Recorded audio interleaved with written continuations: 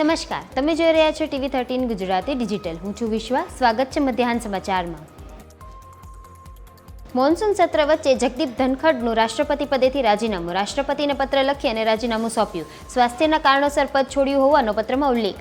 અચાનક આપેલા રાજીનામાથી નવા ઉપરાષ્ટ્રપતિ પદ માટે રેસ શરૂ. ઓપરેશન સિંદૂર પર સંસદમાં 16 કલાકની વિશેષ ચર્ચા માટે સરકાર સંમત.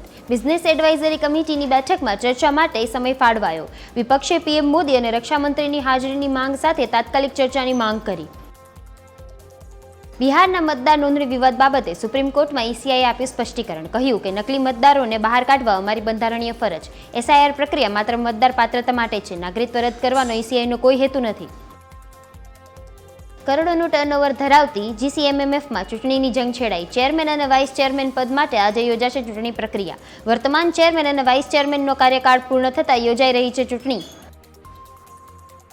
ઈડીએ રાણા દુગુબાટી, પ્રકાશ રાજ અને વિજય દેવરકોંડાને સમન્સ પાઠવ્યા. અવૈધ ઓનલાઈન બેટિંગ એપના પ્રમોશન મામલે તપાસ શરૂ. 29 સેલિબ્રિટીઓ સામે પીએમએલએ હેઠળ કેસ નોંધાયો. સોશિયલ મીડિયા પર ગેમિંગ એપ વડે યુવાનોને લાલચાવવાનો આરોપ. ગુજરાત પ્રદેશના કોંગ્રેસના નવનિયુક્ત પ્રમુખનો પદગ્રહણ સમારોહ. રાજીવ ગાંધી ભવન ખાતે અમિત ચાવડા આજે વિધિવત રીતે કોંગ્રેસ પ્રમુખ તરીકે કાર્યભાર સંભાળશે. સીએમ ભૂપેન્દ્ર પટેલના હસ્તે સ્પેસ એપ્લિકેશનનું કરાશે ઉદ્ઘાટન. ગાંધીનગરના નર્મદા હોલ ખાતે ઉદ્ઘાટન કાર્યક્રમનું આયોજન. અવકાશ ક્ષેત્રે ભારતે મેળવેલી સિદ્ધિ અને અવકાશયાત્રીઓને બિરદાવશે. આધાર કાર્ડ અને પાન કાર્ડ લિંક કરવાની મુદત 30 સપ્ટેમ્બર સુધી વધારાઈ. આઈટીએ અગાઉ આપેલી નોટિસમાંથી મળી મુક્તિ. નિર્ણયથી ડિડક્ટર અને કલેક્શન એજન્ટને મળશે રાહત. પૂર્વ સીએમ અચ્યુતાનંદના અવસાન પછી કેરળમાં 3 દિવસનો રાજકીય શોક જાહેર. 22 જુલાઈથી તમામ શાળાઓ, કોલેજો અને સરકારી કચેરીઓ બંધ રહેશે. 26 જુલાઈ સુધી યુનિવર્સિટીની પરીક્ષાઓ અને ચૂંટણી પણ મુલતવી.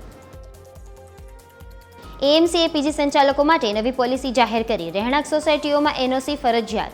ફાયર, પોલીસ અને એસ્ટેટની મંજૂરી વગર પીજી ચલાવવું હવે ગેરકાયદેસર ગણાશે. 30 દિવસમાં એએમસીમાં રજીસ્ટ્રેશન નહીં કરાવનાર સામે દંડ અને સીલિંગની કાર્યવાહી કરશે એએમસી.